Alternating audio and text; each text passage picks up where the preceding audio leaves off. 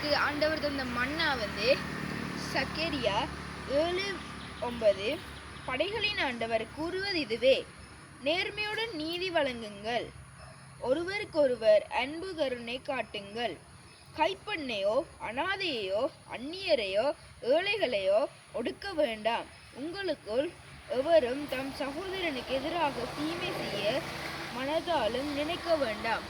அதாவது இன்றைக்கு ஆண்டவர்களுக்கு தந்த வசனம் நான் ஒன்று சொல்லணும். நாங்கள் இப்போ வெளியேற வீடியோக்கள் எந்த சிதறலும் இல்லாமல் ஆண்டவருடைய ஆசீர்வாதத்தின் கரங்களால் அது வெளியேறுது. ஸோ நான் இதற்காண்டி நிறைய தரம் ஜபிச்சிருக்கேன். ஆண்டவர் எங்களுக்கு நல்ல நன்மையாக இந்த வீடியோக்களை எடுத்து வெளியேற செஞ்சிருக்கார்.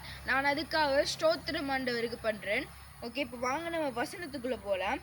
படைகளின் ஆண்டவர் கூறுவது இதுவே, அதாவது படைகளின் ஆண்டவர் எங்கள்கிட்ட சொல்றாரு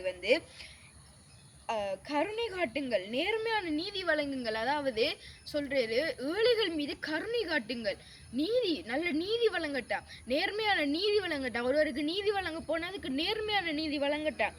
அதுக்கு பிறகு சொல்றேன் கைப்பெண்ணையோ அனாதையோ அந்நியரையோ ஏழைகளையோ, அதாவது அனாதைகளை கைவிட்டு விடப்பட்டு போனாக்கள், சின்ன பிள்ளைகள், கைம்பெண்ணுகள், அவங்க மீது அவங்களுக்கு ஹெல்ப் பண்ணுங்க. அதாவது முக்கியமாக ஏழைகள் மீது, ஏழைகள் வாழ்த்துற வாழ்த்து எங்களுக்கு மனசுக்குள்ள இருக்கு.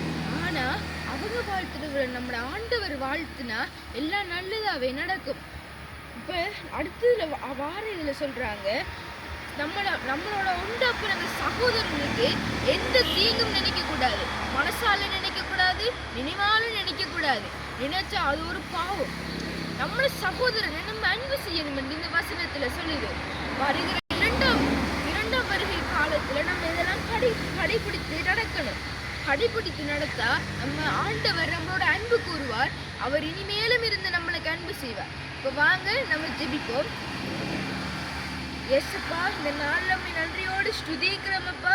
ஏசப்பா, இந்த வசனத்துல சொன்னபடியப்பா எல்லோரும் நடக்கட்டும் ஆண்டவரே, உங்களோட கரம் இருக்கட்டுமப்பா.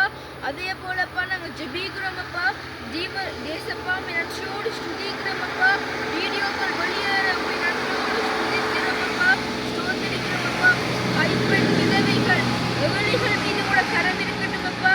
நன்றியோடு ஸ்தோத்திரித்து ஜெபிக்கிறோமப்பா. அதே போல கடைசி வசனத்துல சொன்னபடியப்பா சகோதரன் மீது வாசம் பண்ணுவது ஆரோன் தலையில் ஊற்றப்பட்ட நறுமண தைலம் என்று சொல்லுதேப்பா. அத மாதிரியப்பா சகோதரனுக்கு எந்த தீங்கும் நினைக்காம இருக்க உதவி செய்யுங்கப்பா. உங்களோட கரம் இருக்கட்டுமப்பா.